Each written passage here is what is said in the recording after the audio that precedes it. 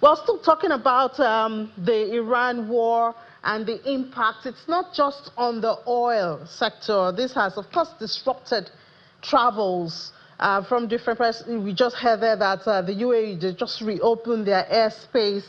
But, I mean, it's not all good yet.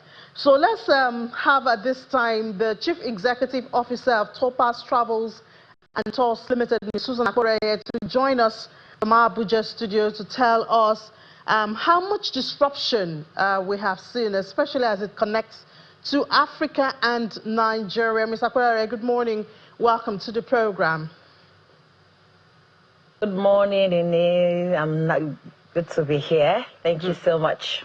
Great. So we've heard that in Dubai, the airspace has just been reopened, but this is your business.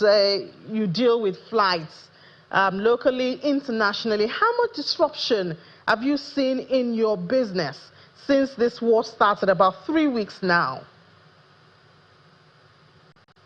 Well, it's actually been a lot because we have like 3 major airlines that their hub is within that region.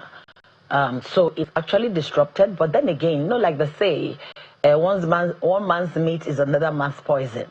It disrupted a lot, and it affected a lot of travels. There was a lot of rescheduling of ticket, plans changed, but it did not entirely stop, because all clients needed to do is to reroute using a route that does not affect, that the hub is not within that region. For instance, I mean, Emirates just reopened. When Emirates shut down, Qatar shut down, all the passengers, we just had to reroute them. I mean, the tickets are hanging. I mean, some of them have opened the ticket for future use. Some are asking for a refund, and they just rerouted through Europe, any route that does not go through the airspace, that airspace, and while some other airlines are crying at the moment and really, really affected very badly, some are going home smiling. All right, interesting. One man's food is another man's poison. But when you talk about, you know, when clients are asking for rerouting of their tickets and all that, what about the cost implementation or implication of that? Okay, thank you very much. Interestingly, I know the war is going to affect definitely jet fuel. Definitely. And you can even see in Nigeria that the fuel prices has also gone up. You know, we have countries that are very dependent on the fuel from that region. In short, it passes through Iran, as a matter of fact. Like the Europe has like 14% of their fuel coming in through the pipelines of Iran. Then we have Asia having as much as 82%. So now it's going to affect countries differently.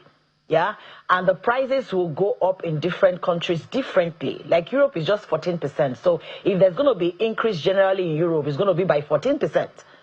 At least, I mean, for those that are doing the maths there. But Asia, definitely, 82% of their oil depend on that Iran route. So it's definitely affect their own part of the region massively.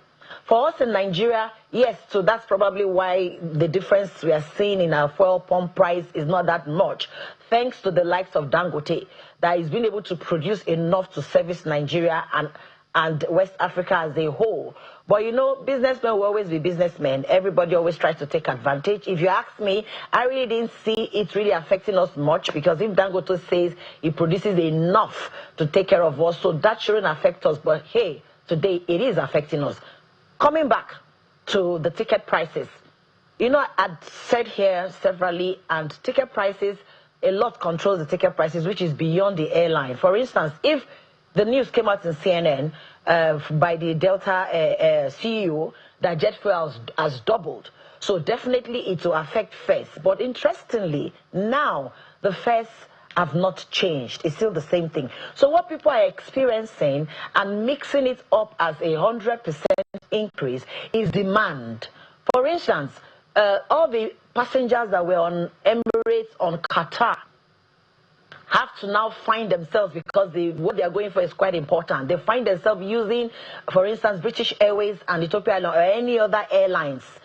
So now there will be a demand on those airlines. And once there's demand, the seats sell out very fast.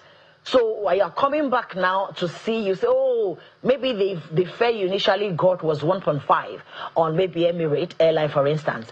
And you have to now find your way on a British Airways and you are seeing 3 point something. It's easy for somebody to say, oh, British Airways has increased the price. But that's not the case. What happened is that the demand is high. So all the lower inventories are all sold out. Let me tell you something interesting. Last week, rates of exchange, of course, as this thing happened, rates of exchange started going up again. It went up as much as 1,450, 445, 450, thereabout. So last week, $1,000 tickets was 1.450. Interestingly, yesterday, the rate of exchange has come down, is at 1,360 something.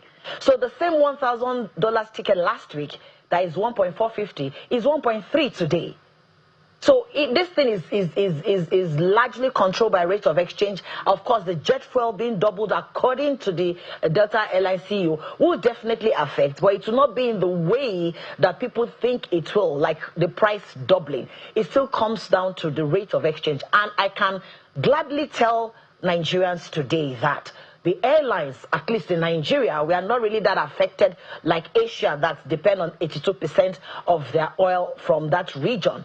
Our fares, airlines have not increased fares in Nigeria. What you're seeing is demand. Like I've repeatedly explained, that we have like between 10 to 12 economy class fares with different amounts. So if the first 5, which is the lowest, is all sold out, so what you have left in the system are the expensive ones. So it's easy for somebody to mistake that to be an increase, that the airlines has increased. I can tell you that because this is my work on a daily basis. I still checked this morning, and it's even still cheaper today than it was last week. So thank you so much for that, because I mean, yesterday we had a lot of reports saying that especially international airfares have increased by about 100%, you know, and we do understand, of course, jet fuel is also affected, you know, by the prices because of disruptions and negative sentiment. But what has happened to, I know you talked about how, you know, maybe those who used to be on Emirates have been moved to British Airways and all of that. What about those tours, those holiday packages? Have they been disrupted? Could they be disrupted for the rest of the year? Oh, yes, definitely, definitely. I mean, a family planning an Easter vacation, yeah, in Qatar, definitely they can't go. Even though their airways are opening up bit by bit, but I don't think anybody is willing to take that risk. So a lot of holidays, especially this Easter, you know, we're in the Easter period, and the schools will be out by this week, at most next week. So all those holiday plans for the UAE to Qatar and all those places definitely have been put on hold. I had a few clients that has decided to change their destination. For those that have the financial muscle, that can afford to say, okay, you know what, we'll hold on to this holiday package till when everything is settled. We'll do it another time, but we must still travel. So you know what, do me another destination. Such people will probably opt for the US destination, UK destination, or even Africa, should in case they don't have any of those visas. I mean, there are a lot of African countries now that Nigerians do not need visa. I had a group of people that initially wanted to go to Qatar, family reunion this Easter, and they changed their mind and they're going to Kenya instead. So people are still having the fun and the excitement they want, but of course with extra, because the packages in Qatar was already paid for. Yeah, and the process of refund, we all know how refund processes can be, and they have to like bring out another money for another destination. While some that couldn't afford bringing out another money, they put it on hold till when things have died down. So definitely it's a massive disruption, and my heart goes for my colleagues in those areas that they have to shut down at this time and they're not making any money at this time. My heart really goes out for them. It has really, really disrupted their business.